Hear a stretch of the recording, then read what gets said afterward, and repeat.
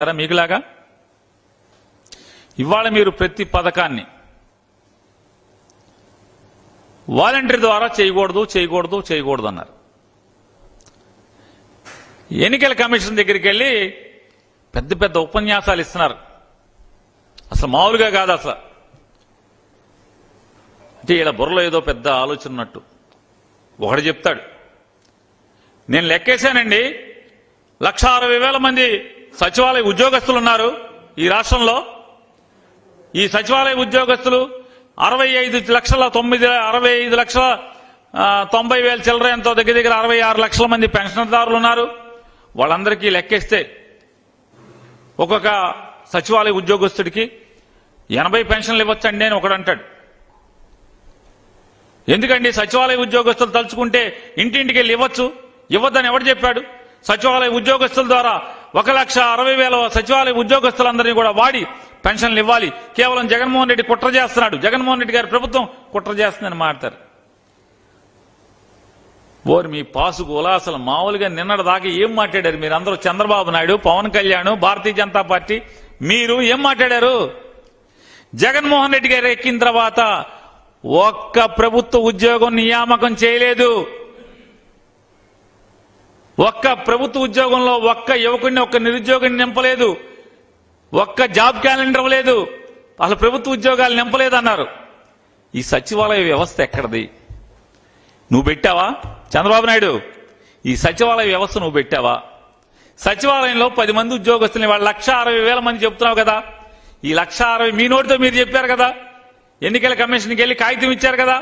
1,60,000 మంది సచివాలయ ఉద్యోగస్తులు ఉన్నారు. జగన్మోహన్ రెడ్డి గారి ప్రభుత్వం కుట్ర చేస్తుంది, ఈ సచివాలయ ఉద్యోగస్తుల ద్వారా ఇంటింటికి పెన్షన్ ఇవ్వచ్చు అని మాట్లాడారు.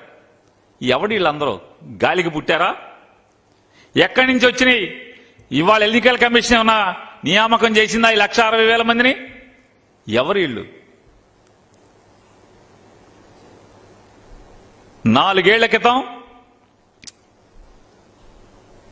4.5 సంవత్సరాల క్రితం వీళ్ళందరూ ముక్కుపచ్చలారన్నటువంటి, అప్పుడే కాలేజీలోంచి కాలు బయట పెడుతున్నటువంటి ఇంజనీరింగో, డిగ్రీనో, పోస్ట్ గ్రాడ్యుయేషనో చదివి అప్పుడే సర్టిఫికేట్లు తీసుకుని తలతల్లాడేటువంటి, అప్పుడే కొత్త సర్టిఫికేట్లు తీసుకుని సమాజంలోకి అడుగుపెట్టినటువంటి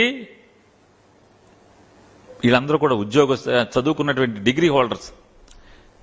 నయా పైసా లంచం లేకుండా, తప్పులు లేకుండా, మెరిట్ ఆధారంగా క్యాస్ట్ రోస్టర్ ప్రకారం ఈ 1,60,000 మీరు మీ నోటితో నిన్నటి దాకా జగన్ ఒక్క ఉద్యోగం ఇవ్వలేదు, ఈ రాష్ట్రంలో నిరుద్యోగ యువతని అన్యాయం చేశాడని మీ నోటితో మీరు నాటినటువంటి మీ నోళ్లతోనే. దేవుడు ఉన్నాడు పైన. జగన్మోహన్ రెడ్డి గారు చెప్తాడు కదా దేవుడు ఉన్నాడని.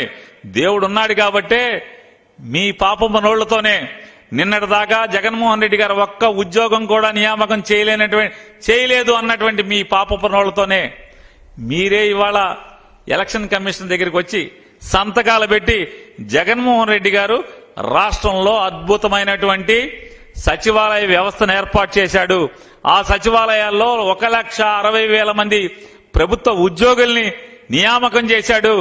వాళ్ల ద్వారా పెన్షన్ పంచండి అని సిగ్గు ఎగ్గు లేకుండా మీ నోళ్లతోనే మీరు సమాజానికి, ప్రపంచానికి జగన్మోహన్ రెడ్డి గారు చేసినటువంటి మంచికి మంచి చెప్పేటువంటి మనిషిగా మీరు ఇవాళ మారారు. దేవుడు సాక్ష్యం ఇదంతా కూడా. ఇవాళ మీరు మాట్లాడతారు జగన్మోహన్ రెడ్డి గారు